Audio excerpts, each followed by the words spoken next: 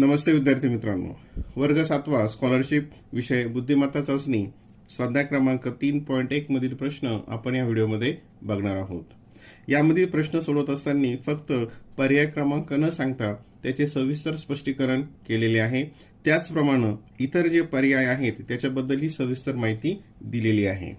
प्रश्न: पुढील प्रत्येक प्रश्नात पहिल्या पदाचा दुसऱ्या पदाशी जसा संबंध आहे अगदी तसाच संबंध तिसऱ्या पदाचा चौथ्या पदाशी आहे हे लक्षात घेऊन प्रश्नचिन्हाच्या जागी येणारा योग्य पर्याय निवडा. आता इथं पहिल्या पदाचा दुसऱ्या पदाशी जो संबंध आहे तो तिसऱ्या पदाचा चौथ्या पदाशी आहे. या प्रकारची प्रश्न या स्वाध्यायामध्ये दिलेले आहेत. 1. मणिपूर इम्फाळ, तसं मिझोराम काय? मणिपूरचा आणि इम्फाळचा जो संबंध आहे तसं मिझोरामचा कशाशी संबंधित आहे? इथे शब्द खाली मिझोरामशी. तर मणिपूर हे एक राज्य आहे आणि इम्फाळ ही त्याची राजधानी आहे. म्हणजे मणिपूरची राजधानी आहे इम्फाळ, तसं मिझोराम या राज्याची राजधानी आहे एझॉल. म्हणजे सहित पर्याय क्रमांक 4 हे उत्तर. इतर जे पर्याय आहेत जसं कवर हा शब्द कवरत्ती, तर हे काय आहे? ही लक्षद्वीप जे बेट आहे त्याची ही राजधानी आहे. इटानगर ही अरुणाचल प्रदेशची राजधानी आहे. आता यासाठी तुम्हाला पूर्ण भारतातील राज्य आणि राजधानी हे पाठ असणं आवश्यक आहे. तसं कटक जे आहे ही ओडिसाची जुनी राजधानी आहे. कटक ही जे शहर आहे. प्रश्न क्रमांक 2. वर्तुळ, परिघ, चौकोन काय? आता हा गणिताशी संबंधित आहे. म्हणजे या प्रकारामध्ये तुम्हाला मराठी, नंतर विज्ञान, इतिहास, भूगोल या सर्व विषयाशी संबंधित प्रश्न विचारले जातात. मग या ठिकाणी वर्तुळ आणि परिघ, आता याचा काय संबंध आहे ते आपण बघूया. तिथं हे वर्तुळ आहे आणि हे जे इथून हे जे डिस्टन्स आहे, हे जे अंतर आहे टोटल, हे याला म्हणतात परिघ. याला काय म्हणतात? परिघ. हे जे वर्तुळाकार जे अंतर आहे परिघ, त्याला शब्द आहे सर्कम्फरन्स. नंतर हे जे चौकोन आहे, तर मग चौकोनाशी संबंधित हे जे अंतर असेल याला म्हणतात परिमिती. याला म्हणतात परिमिती, पेरिमीटर. Option number 3. म्हणजे जसं वर्तुळाशी संबंधित परिघ आहे तसं चौकोनाशी संबंधित शब्द आहे परिमिती. क्षेत्रफळ, नंतर हा क्षेत्रफळ म्हणजे काय? त्या जागा खाली किती लागते, म्हणजे किती पृष्ठभाग तिचा असतो ते मोजतात स्क्वेअर युनिटमध्ये. म्हणजे ते स्क्वेअर सेंटीमीटर असेल किंवा स्क्वेअर मीटर असेल. घनफळ म्हणजेच काय? व्हॉल्यूम, म्हणजे ती अवकाशामध्ये किती जागा व्यापते त्यासाठी हे युनिट वापरलं जातं. आणि लांबी म्हणजे हे अंतर मोजण्यासाठीचं युनिट असतं. प्रश्न क्रमांक 3. मधमाशी, पोळे, घोडा काय?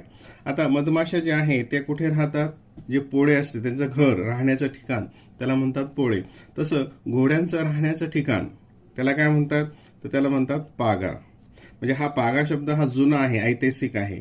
म्हणजे लष्करामधील जे घोडे असतात ते ठेवण्याचं जे ठिकाण आहे त्याला पागा असं म्हणतात. तसं तबेला हा पण एक शब्द आहे. आता म्हणजे जसं शिवाजी महाराजांचं जे सैन्य होतं त्या सैन्यातील जी घोडी होती त्या घोड्याच्या ज्या ठिकाणी ठेवत त्याला पागा म्हणत. आता हे पुढचे दुसरे जे पर्याय हा तबला, हे याच्याशी संबंधित नाही. गोठा, आता गोठ्यामध्ये कोणते प्राणी असतात?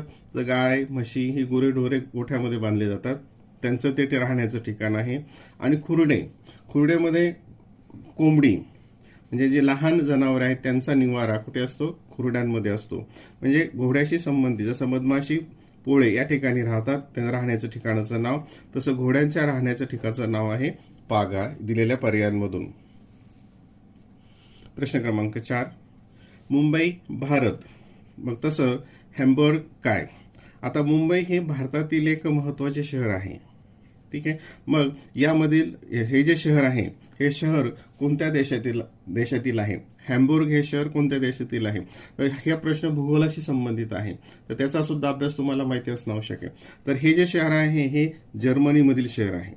आता इथं आणखीन काही देशांची नावं दिली आहेत, कॅनडा, इटली, ग्रीस. मग याच्यामधली सुद्धा तुम्हाला महत्वाची शहरं माहीत असणं आवश्यक आहे. कारण इथं जसं हा दिला याच्यामधले सुद्धा शहरांची नावं इथं येऊ शकतात. त्यामुळे नुसतं हाच लक्षात ठेवून चालणार नाही, तर हा मधली सुद्धा शहरं तुम्हाला माहीत असणं आवश्यक आहे. जसं कॅनडा आहे, कॅनडामधलं महत्वाचं शहर आहे टोरॅन्टो. नंतर इटलीमधलं रोम जी ती कॅपिटल आहे. नंतर व्हेनिस हे एक ऐतिहासिक शहर आहे व्हेनिस. ग्रीसमधलं अथेन्स हे त्याची कॅपिटल आहे. अथेन्स हे शहर आहे. म्हणजे जे वेगवेगळे देश आहेत त्याच्यामधले महत्वाच्या शहरांची नावं आपल्याला माहीत असणं आवश्यक आहे. प्रश्न क्रमांक 5. वसन, वस्त्र, तर पायोधर काय? आता हा सरळ सरळ समानार्थी शब्द आहे. यासाठी तुम्हाला मराठीच्या नवनीच्या पुस्तकामध्ये मराठीचे समानार्थी शब्दांची खूप मोठी यादी दिलेली आहे. ते शब्द मराठीतही उपयोगात येतात, त्याचप्रमाणे हे बुद्धिमत्ता चाचणीमध्ये सुद्धा उपयोगाला येतात. वसन म्हणजे वस्त्र, वसनचा अर्थ होतो वस्त्र. तसं पायोधर, पायोधरचा अर्थ होतो मेघ, त्याचा अर्थ होतो मेघ. आणि त्याचे आणखीन संबंधित शब्द आहे मेघाशी. निर्धर म्हणजे मेघ, अंबुध याचा अर्थ सुद्धा मेघ, पायोधर, याच्यातला कोणता पण शब्द तिथे विचारला जाऊ शकतो. आता पुढचा प्रश्न. रजत 25 वर्ष, अमृत काय? आता रजत 25 वर्ष म्हणजे 25 वर्षाचा जो महोत्सव असतो, एखादी घटनेला घडून 25 वर्ष पूर्ण झाले तर जो आपण उत्सव साजरा केला जातो त्याला रजत महोत्सव असं म्हणतात, किंवा त्याला रौप्य असंही म्हणतात. रौप्य महोत्सव 25 वर्षासाठी. म्हणजे एक अमृत महोत्सव म्हणजे किती वर्ष झाल्यानंतर अमृत महोत्सव जो म्हणजे उत्सव साजरा केला जातो त्याला अमृत महोत्सव म्हणतात.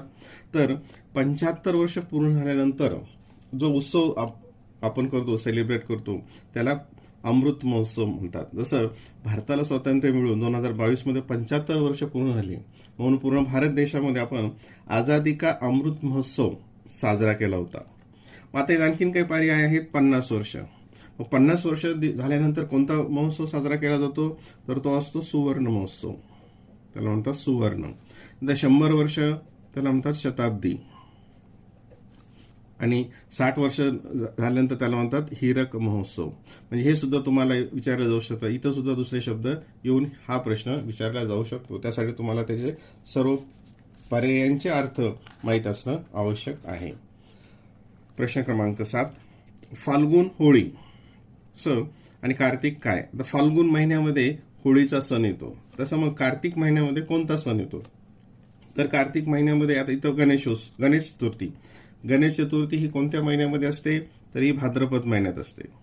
विजयादशमी कशामध्ये असते? अश्विनमध्ये असते. रक्षाबंधन हे श्रावण महिन्यामध्ये असतं.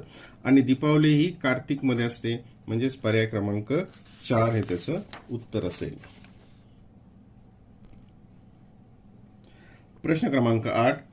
शाळा मुख्याध्यापक वृत्तपत्र काय? जसं शाळेचा प्रमुख हा मुख्याध्यापक असतो. शाळेचा प्रमुख कोण असतो? मुख्याध्यापक. तसं मग वृत्तपत्र, न्यूजपेपर याचा जो प्रमुख असतो तो असतो संपादक, त्याला म्हणतात संपादक. मग आता हे जे बाकीचे शब्द आहेत त्याचाही अर्थ आपण समजून घेऊयात. कप्तान कशाला म्हणतात? एखाद्या खेळाची टीम असेल, संघ असेल, त्याचा जो प्रमुख असतो त्याला आपण कप्तान म्हणतो. पुढारी, एखादा राजकीय पक्ष असेल त्याचे जे मेन असतो त्याचा प्रमुख त्याला आपण पुढारी म्हणतो. प्राचार्य, कॉलेज महाविद्यालय याचा जो प्रमुख असतो त्याला आपण प्राचार्य असं संबोधतो. तसं मग या ठिकाणी शाळाचा प्रमुख मुख्याध्यापक, वृत्तपत्राचा प्रमुख संपादक. पर्याय क्रमांक 4. सुनीता विल्यम्स प्रश्नार्थक चिन्ह. महेंद्रसिंग धोनी खेळाडू. आता इथं 3ऱ्या आणि 4थ्या पदाचा संबंध दिलेला आहे. त्याच्यातून आपल्याला पहिला आणि 2ऱ्या पदाचा संबंध शोधायचा आहे. महेंद्रसिंग धोनी हा काय आहे? खेळाडू. मग सुनीता विल्यम्स कोण आहे? तर अभिनेत्री म्हणजे सिनेमामध्ये जे काम करते हिरोईन. तर सुनीता विल्यम्स ही हिरोईन आहे काय? नाही. अंतराळवीर म्हणजे जे अवकाशामध्ये प्रवास करतात त्याला आपण अंतराळवीर म्हणतो. मग सुनीता विल्यम्स ही कोण आहे? अंतराळवीर. म्हणजे पर्याय क्रमांक काय असेल? त्याचं 2. पुढे आहे वकील हे काय असतात? कोर्टात काम करतात. आणि शिक्षिका हे शाळेमध्ये असतात. म्हणजेच याच्याशी संबंधित कोणता आला? पर्याय क्रमांक 2. प्रश्न क्रमांक 10.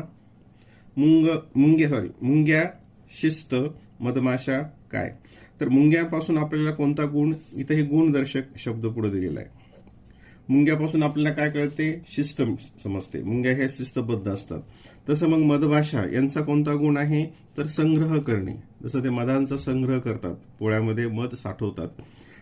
मग याच्याशी संबंधित शब्द आहे संग्रह, म्हणजे यांचा हा गुण आहे. प्रश्न क्रमांक 11. कौमुदी, चांदणे, चंद्र काय? आता कौमुदी आणि चांदणे हे दोन्ही सुद्धा समानार्थी शब्द आहेत. कौमुदी हा संस्कृत शब्द आहे. कौमुदी याचा अर्थच होतो चंद्रप्रकाश म्हणजे काय? चांदणे. मग चंद्राशी समानार्थी शब्द कोणता आहे याच्यामध्ये? सुधाकर. कोणता आहे? सुधाकर. त्यासाठी तुम्हाला समानार्थी शब्द माहीत असणं आवश्यक आहे. मग इथं सरिता आहे. सरिता याचा समानार्थी शब्द आहे नदी. रत्नाकर याचा समानार्थी शब्द आहे समुद्र. आणि प्रभाकर याचा समानार्थी शब्द आहे सूर्य. तर हे तुम्हाला माहिती पाहिजे. प्रश्न क्रमांक 12. सूर्यफूल खाद्यतेल खैर काय? आता सूर्यफूल ही जी वनस्पती आहे त्यापासून मिळणारा पदार्थ म्हणजे ह्या सूर्यफुलापासून खाद्यतेल मिळतं. तर खैर यापासून कोणता पदार्थ मिळतो? तर खैर पासून आपल्याला काय मिळते? काथ मिळतो. काय मिळते? काथ. म्हणजे पर्याय क्रमांक 2. मग लाख कुठून मिळते आपल्याला? तर राखेचे किडे असतात, त्याचं पालन केलं जातं, शेती केली जाते आणि त्या किड्यांपासून लाख बनवले जाते. कागद कशापासून बनतो? तर कागद हा लाकडांपासून बनतो. आणि रबर कशापासून बनते? तर रबराचं एक झाड असतं, त्याच्या खोडाला असं चीर पाडतात आणि त्यातून पांढरा द्रव पदार्थ येतो, त्याला लेटेक्स असं म्हणतात आणि त्यापासून रबर तयार केलं जातं. म्हणजे खैर इथं काय येईल? पर्याय क्रमांक 2 काथ. प्रश्न क्रमांक 13. कडकडाट विजा प्रश्नार्थक चिन्ह तलवारी. आता कडकडाट हा विजांचा म्हणजे हा जो आवाज आहे हा कशाशी संबंधित आहे? विजांशी संबंधित आहे. मग तलवारीचा जो आवाज आहे त्याला काय म्हणतात? तलवारीचा जो आवाज आहे त्याला म्हणतात खणखणाट. त्याला काय म्हणतात? खणखणाट. मग आता हे आणखीन काही ध्वनीदर्शक शब्द इथे दाखवलेले आहेत. तर खडखडाट. खडखडाट हे कसं? जसं दरवाजा खिडकी यांचा जो आवाज असतो त्याला खडखडाट म्हणतात. घनघनाट म्हणजे लोखंडापासून जो तो घंटा धातूपासून जो आवाज बनतो त्याला म्हणतात घनघनाट. जसं मंदिरामध्ये एखादी घंटा असते त्याचा आवाजाला आपण घनघनाट म्हणतो. खळखळाट हे कशाशी संबंधित? पाणी जेव्हा वाहतं त्याचा जो आवाज असतो त्याला म्हणतो आपण खळखळाट. तसं तलवारीचा जो आवाज आहे ते आहे खणखणाट. पर्याय क्रमांक 3. प्रश्न क्रमांक 14. हरिण मृग सिंह काय? हरिण आणि मृग हे समानार्थी शब्द आहेत. हे दोन्ही समानार्थी शब्द आहेत. मग सिंहाची समानार्थी शब्द कोणता आहे या ठिकाणी? मृगराज. परत समानार्थी शब्दाशी संबंधित आला म्हणजे मराठीच्या संबंधित हे आलं. प्रश्न क्रमांक 16. मीटर लांबी तसं ग्रॅम काय? मीटरचा संबंध जसा लांबीशी आहे तसा ग्रॅमशी संबंध काय? तर मीटर हे लांबी मोजण्याचं एकक आहे. मीटर हे लांबी मोजण्याचं एकक आहे. तसं ग्रॅम हे काय मोजण्याचं एकक आहे? तर ग्रॅममध्ये काय मोजतात? तर ग्रॅममध्ये मोजतात वजन. ग्रॅममध्ये काय मोजतात? वजन. म्हणजे पर्याय क्रमांक 3. आता हे आकारमान, हे क्षेत्रफळ, उंची हे वेगळे पर्याय आहेत. प्रश्न क्रमांक 17. बर्फ थंड रक्त काय? तर बर्फाचा जो गुणधर्म आहे, बर्फ हे काय असतं? थंड असतं आणि रक्त हे काय असतं? उष्ण असतं. रक्त काय असतं? उष्ण. पर्याय क्रमांक प्रश्न क्रमांक 18. कात्री कापड कुऱ्हाड काय? जसं कात्रीचा उपयोग कापड कापण्यासाठी होतो तसं कुऱ्हाडीचा उपयोग कशासाठी होतो? तर लाकूड काटण्यासाठी. सॉरी, कुऱ्हाडीचा उपयोग कशासाठी होतो? लाकूड. म्हणजे पर्याय क्रमांक 4 हे याचं उत्तर असेल. प्रश्न क्रमांक 19. आता हे समजून घ्या. केशवकुमार प्र के आत्रे केशवसूत काय? आता केशवकुमार हे प्र के आत्रे प्रल्हाद केशव आत्रे यांचं हे टोपण नाव आहे. मराठीच्या पुस्तकामध्ये तिथं लेखकांची जी माहिती दिलेली असते त्याच्यामध्ये त्यांची टोपण नावं, त्यांनी लिहिलेली पुस्तकं, कथा, कादंबऱ्या याची माहिती असते. ते सुद्धा तुम्हाला इथं माहीत असणं आवश्यक आहे. मग केशवकुमार हे प्र के आत्रेंचं टोपण नाव आहे. तसं केशवसूत हे केशवसूत कोणाचं टोपण नाव आहे? कृष्णाजी केशव दामले. कोणाचं आहे ते? कृष्णाजी केशव दामले. म्हणजे पर्याय क्रमांक 1 काय याचं? पर्याय क्रमांक 1. आता आणखीन काही इथं नावं दिलेली आहेत. विवा शिरवाडकर यांचं टोपण नाव आहे कुसुमाग्रज. यांचं टोपण नाव आहे. हे सगळे आपल्याला लेखकांची, कवींची टोपण नावं माहीत आवश्यक. कुसुमाग्रज. नंतर राम गणेश गडकरी यांचं टोपण नाव आहे गोविंदाग्रज. यांचं नाव आहे टोपण नाव गोविंदाग्रज. आणि त्र्यंबक बापूजी ठोंबरे हे तुम्हाला माहिती आहे, यांना काय म्हणतो आपण? बालकवी. हे आहेत बालकवी. म्हणजे लेखक, त्यांची टोपण नाव किंवा जे कवी आहेत त्यांची टोपण नाव तुम्हाला माहिती असणं आवश्यक आहे. लोकसभा 5 वर्ष, राज्यसभा किती? लोकसभा म्हणजे या ठिकाणी खासदार असतात. जे दिल्लीला लोकसभा आहे. त्यात लोकसभेचा जो कार्यकाळ असतो खासदारांचा, लोकसभेतले जे खासदार असतात त्यांचा कार्यकाळ हा 5 वर्षाचा असतो. आणि मग राज्यसभा जी असते, राज्यसभेचा कार्यकाळ हा 6 वर्षाचा असतो. लोकसभेतील जे खासदार असतात ते जनतेतून निवडलेले असतात. तसंच आणखीन एक असतं विधानसभा आणि विधान परिषद. विधानसभा सुद्धा 5 वर्ष असते आणि विधान परिषद येथील जे सदस्य असतात त्यांचा कार्यकाळ 6 वर्ष असतो आणि विधानसभेमधला 5. आणि इथले जे सदस्य असतात त्याला आपण आमदार म्हणतो. त्याला काय म्हणतो आपण? आमदार. आणि इथले जे सदस्य असतात त्याला आपण म्हणतो खासदार. प्रश्न क्रमांक 21. ऑस्ट्रेलिया, डाऊन्स, आफ्रिका काय? आता हा भूगोलाशी संबंधित प्रश्न आहे. हा प्रश्न भूगोलाशी संबंधित आहे. Australia, downs. डाऊन्स हे काय आहे? विस्तीर्ण गवताळ प्रदेश. हा काय आहे? गवताळ प्रदेश, जे तुम्ही भूगोलामध्ये अभ्यासलेला आहे. मग ऑस्ट्रेलियातील जो गवताळ प्रदेश आहे त्याला डाऊन्स आहेत नाव त्याचं.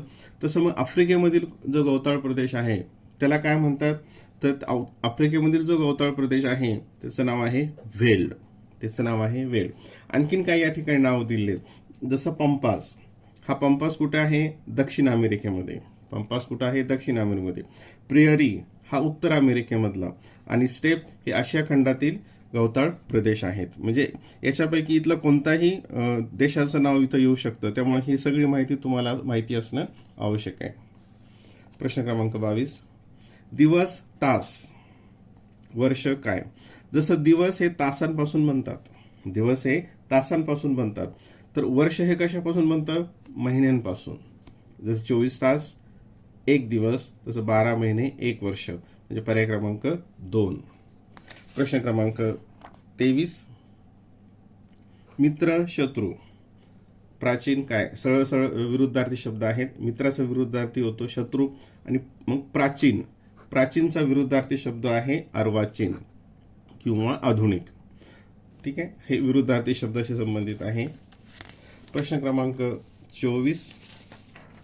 चैत्र, वैशाख. एकदम सोपं आहे. चैत्र, वैशाख.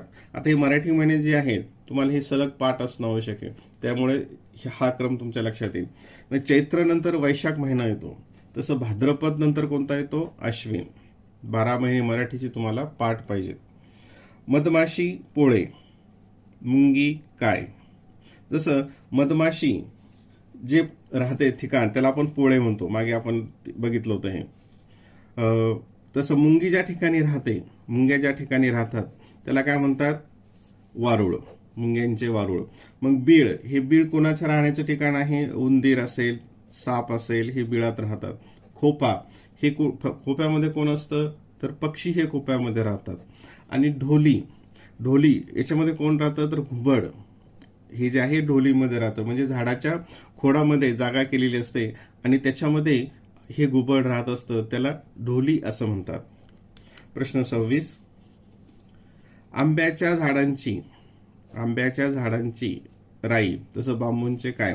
म्हणजे खूप आंब्यांचे झाड असेल, सलग आंब्याची झाडं खूप असतील तर त्याला आंब्यांची राई म्हणतात. आंब्याच्या झाडांना राई म्हणतात. हा एक समूहदर्शक शब्द आहे. राई हा समूहदर्शक शब्द आहे. तर बांबूंचे काय? बेट. बांबूंचे काय? बेट. म्हणजे अनेक बांबू ज्या ठिकाणी असतील त्याला म्हणतात बेट.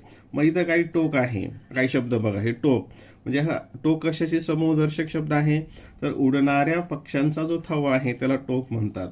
जाळी, माशांचा जो समूह आहे त्याला जाळी म्हणतात. आणि संच म्हणजे जसं पुस्तक असतील त्यांचा समूह, वस्तूंचा समूह, याला आपण संच असं म्हणतो. म्हणजे हे सर्व समूहदर्शक शब्द आहेत. लोणार, बुलढाणा, अंबाझरी काय? आता लोणार हे बुलढाणा जिल्ह्यामध्ये आहे, तसं अंबाझरी हे कोणत्या जिल्ह्यामध्ये? आता हे जे लोणार आहे हे लोणारमध्ये खाऱ्या पाण्याचं सरोवर आहे आणि हे कशामुळे बनलेलं आहे? हे नैसर्गिक उल्कापातामुळे. उल्कापात, अवकाशातून जे दगड पडतात ना त्याला काय म्हणतो आपण? उल्कापात. आणि तिथं खोल खड्डा होतो आणि तिथं हे सरोवर आहे लोणारला. तसं अंबाझरी हा एक तलाव आहे आणि तो कुठे आहे? नागपूर या ठिकाणी. झाड, झाडे, दगड काय? आता हे झाडाचं अनेक वचन होतं झाडे. झाडाचं अनेक वचन होतं झाडे. आणि दगडाचं अनेक वचन काय होतं? दगडे होतं का? नाही. तर दगडाचं अनेक वचन दगडच असतं. पर्याय क्रमांक 4. प्रश्न क्रमांक 29. सत्यशोधक समाज, महात्मा फुले. भारत सेवक समाज काय? आता हा प्रश्न इतिहासाशी संबंधित आहे. सत्यशोधक समाजाची स्थापना महात्मा फुलेंनी केली. तसं भारत सेवक समाजाची स्थापना कोणी केली? तर गोपाळ कृष्ण गोखले यांनी भारत सेवक समाज स्थापन केला. आता आणखीन इथे काही नाव आहेत बघा. गोपाळ गणेश आगरकर हे एक सामाजिक सुधारक होते आणि त्यांनी वर्तमानपत्र सुरू केली. हे बाळ गंगाधर टिळक जे आहेत हे एक सामाजिक सुधारक होते आणि त्यांनी केसरी हे एक वर्तमानपत्र सुरू केलं. हे एक सामाजिक सुधारक होते, यांनी वर्तमानपत्र सुरू केलं. नंतर महादेव गोविंद रानाडे यांनी प्रार्थना समाजाची स्थापना केली. यांनी प्रार्थना समाजाची स्थापना केली. तर मग भारत सेवक समाजाची स्थापना गोपाळ कृष्ण गोखले शी संबंधित. पर्याय क्रमांक 4. प्रश्न क्रमांक 30. 2 ऑक्टोबर लाल बहादूर शास्त्री. आता तुमच्या लक्षात आलं असेल तर 14 एप्रिलला काय? तर 2 ऑक्टोबरला लाल बहादूर शास्त्री यांची जयंती असते. काय असते? जयंती. तसं मग 14 एप्रिलला कोणाची जयंती असते? तर डॉक्टर बाबासाहेब आंबेडकर यांची जयंती 14 एप्रिलला असते. म्हणजे पर्याय क्रमांक काय असेल याच्यामध्ये? 4. आता हे जे बाकीचे दिलेले आहेत यांची जयंती सुद्धा आपल्याला माहिती असणं आवश्यक आहे. पंडित नेहरू जो आपण बालदिन म्हणून साजरा करतो यांची किती असते? 14 नोव्हेंबर. किती असते? 14 November. Doctor Radhakrishnan, doctor Sarvepalli Radhakrishnan यांची जयंती आपण 5 सप्टेंबरला साजरा करतो, जे शिक्षक दिन म्हणून साजरी केली जाते. आणि डॉक्टर APJ अब्दुल कलाम हे असते 15 ऑक्टोबरला. आणि त्या दिवशी आपण कोणता दिवस साजरा करतो? तर वाचन प्रेरणा दिन आपण त्या दिवशी साजरा करतो. तर ही सुद्धा जास्तीची माहिती आपल्याला माहीत असणं आवश्यक आहे. त्याच्याशी संबंधित प्रश्न परीक्षेमध्ये विचारले जातात. प्रश्न क्रमांक 31. अपूर्वाई पु ल देशपांडे दक्षिण रंग काय? आता अपूर्वाई, आता हे मराठीचे जे धडे आहेत त्याच्यामध्ये सुरुवातीला लेखकांची माहिती आणि त्यांची काही पुस्तकांची नावं दिलेली असतात. तो जर भाग तुमचा चांगला असेल तर अशा प्रकारचे प्रश्न तुम्हाला सहज सोडवता येतील. तर अपूर्वाई हे एक पु ल देशपांडे यांनी लिहिलेलं प्रवास वर्णनपर पुस्तक आहे. प्रवास वर्णनपर हे पुस्तक आहे. आणि हे कोणत्या देशामध्ये फिरले होते? त्या इंग्लंड, स्कॉटलंड, फ्रान्स, जर्मनी या देशामध्ये प्रवास करत असताना आलेले अनुभव त्यांनी अपूर्वाई ह्या पुस्तकात लिहिलेले आहेत. तर मग दक्षिण रंग हे कोणाचं आहे? तर हे मीना प्रभू यांचं प्रवास वर्णनपर लेखन आहे. आणि हे कुठे प्रवास केलेला होता त्यांनी, कोणत्या देशामध्ये? तर दक्षिण अमेरिकेमधील प्रवास वर्णन यामध्ये दिलेलं आहे. आता इथं बाकी पुढच्या दुसरे पर्याय बघूयात. सुरेश प्रभू हे येत नाही. मंगेश पाडगावकर हे कवी आहेत. नंतर आरती प्रभू हे एक काव्य नाटक लिहिणारे आहेत. आणि आरती प्रभू हे एक टोपण नाव आहे. त्यांचं मूळ नाव आहे चिंतामण त्रिंबक खानोलकर. यांचं नाव आहे चिंतामण त्रिंबक खानोलकर. हे पण तुम्हाला माहिती असणं आवश्यक आहे. प्रश्न क्रमांक 32. हात बांगड्या तर नाक काय? आता हे अलंकार आहे. हे काय? आपण अलंकार. हातामध्ये आपण बांगड्या घालतो अलंकार म्हणून. तर नाकामध्ये कोणता अलंकार असतो? तर वास, संमती, ताईत हे गळ्यामध्ये असतं. तर नाकामध्ये असते नथ. कुंडल हे कानामध्ये असतात. म्हणजे पर्याय क्रमांक 3 हे त्याचं उत्तर असेल. प्रश्न क्रमांक 33. मोर लांडोर शुक म्हणजे काय? आता मोर हे पुरुष वाचक आहे आणि तिचं स्त्रीलिंग काय होतं? लांडोर. मोर लांडोर. तर शुकचा अर्थ होतो पोपट. शुकचा अर्थ होतो पोपट. मग त्याच्याशी स्त्रीलिंगी हे पुल्लिंगी आणि स्त्रीलिंगी काय आहे? तर सारिका. स्त्रीलिंगी काय आहे? सारिका. म्हणजे पर्याय क्रमांक 1. प्रश्न क्रमांक 34. गणित अंक तर भाषा काय? आता गणितातील जो लहान पद आहे, सगळ्यात लहान भाग आहे, त्याला आपण अंक म्हणतो. तसं भाषेतील जो लहान भाग आहे, सर्वात लहान याच्यामध्ये काय असेल? तर वर्णाक्षर ही सर्वात लहान असतात. आणि वर्णाक्षर मिळून शब्द तयार होतो, शब्द मिळून वाक्य तयार होतं. म्हणजे सगळ्यात लहान भाग इथं आहे वर्णाक्षर. प्रश्न क्रमांक 35. अंदमान निकोबार बंगालचा उपसागर हा पण प्रश्न भूगोलाशी संबंधित आहे. तर मादागास्कर ची काय? तर अंदमान निकोबार हे बंगालच्या उपसागरामध्ये आहे, एक बेट आहे. तसं मग मादागास्कर हे जे बेट आहे आफ्रिका खंडाच्या पूर्वेला, हे कुठं आहे? आफ्रिका खंडाच्या पूर्वेला हिंदी महासागरामध्ये आहे. ते अगदी 4थ्या क्रमांकाचं मोठं बेट आहे. हे सुद्धा आपल्याला माहित पाहिजे. ते हिंदी महासागरामधील बेट आहे. म्हणजे पर्याय क्रमांक 3 हे त्याचं उत्तर आहे. प्रश्न क्रमांक 36, मृच्छकटिक शूद्रक. आता हे एक नाटक आहे, संस्कृत नाटक. ते कोणी लिहिलंय? शूद्रकने लिहिलंय, लेखक. तसं शाकुंतल हे जे नाटक आहे हे कोणी लिहिलं आहे? कालिदास यांनी लिहिलेलं आहे. म्हणजे हे नाटक आणि त्याचे लेखक, शाकुंतल या नाटकाचे लेखक कवी कालिदासांनी ते लिहिलेलं आहे. प्रश्न क्रमांक 37, सुगंध फूल पाऊस काय? तर सुगंध हा फुलातून येतो, सुगंध हा फुलातून येतो. तर पाऊस कुठून येतो मग? तर पाऊस हा ढगातून येतो. पाऊस कशातून येतो? ढगातून. म्हणजे पर्याय क्रमांक 3 हे त्याचं उत्तर असेल. प्रश्न क्रमांक 38, कार्बन 6 सोडियम काय? आता हा विज्ञानशी संबंधित प्रश्न आहे. कार्बन 6 काय आहे? त्याचा अणुक्रमांक आहे, त्याला ॲटॉमिक नंबर असं आपण म्हणतो. म्हणजे त्याच्यामध्ये किती प्रोटॉन्स आहे, नंबर ऑफ प्रोटॉन्स, प्रोटॉनची संख्या किती आहे, त्याला आपण ॲटॉमिक नंबर किंवा अणुक्रमांक असं म्हणतो. तसं कार्बनचा अणुक्रमांक आहे 6. तर सोडियमचा अणुक्रमांक किती आहे? 11. सोडियमचा अणुक्रमांक किती आहे? 11. पर्याय क्रमांक 4 हे त्याचं उत्तर असेल. म्हणजे तुम्हाला जे सर्व मूलद्रव्य आहेत, एलिमेंट्स आहेत, त्याचे अनुक्रमांक, ॲटॉमिक नंबर पाठ असणं आवश्यक आहे. तर हे प्रश्न तुम्हाला सहजरित्या सोडवता येतील. नाशिक, गोदावरी, आग्रा काय? तर नाशिक हे शहर गोदावरी नदीच्या काठी वसलेले आहे. तर मग आग्रा हे शहर कोणत्या नदीच्या काठी वसलेले आहे? तर यमुना या नदीच्या काठी. म्हणजे तुम्हाला नदी आणि त्या काठी असलेले शहरांची नावं सुद्धा माहीत असणं आवश्यक आहे. त्यावर आधारित सुद्धा प्रश्न परीक्षेमध्ये विचारले जाऊ शकतात. प्रश्न क्रमांक 40, अगॅरी पारसी तर देरासर काय? आता अगॅरी हे काय? एक प्रार्थना स्थळ आहे. पारसी जे धर्मीय लोक आहेत, पारसी धर्मीय लोकांचं अगारी हे एक प्रार्थना स्थळ आहे. तसं देरासर हे कोणत्या धर्मीय लोकांचं प्रार्थना स्थळ आहे? तर जैन धर्मीयांचं. आता बाकीचे हे सुद्धा आपल्याला माहित पाहिजे, यांच्या प्रार्थना स्थळांची नावं सुद्धा आपल्याला माहित पाहिजे. तर ज्यू धर्मीय लोकांचं कोणतं प्रार्थना स्थळ आहे? त्याला म्हणतात सिनॅगॉग, त्याला म्हणतात सिनॅगॉग. ख्रिश्चनचं जे असतं त्याला म्हणतो आपण चर्च, आणि शीख लोकांचं जे त्याला म्हणतो आपण गुरुद्वारा, त्याला म्हणतो गुरुद्वारा. तर ही प्रार्थना स्थळ सुद्धा सर्व धर्मियांची आपल्यास माहिती असणं आवश्यक आहे.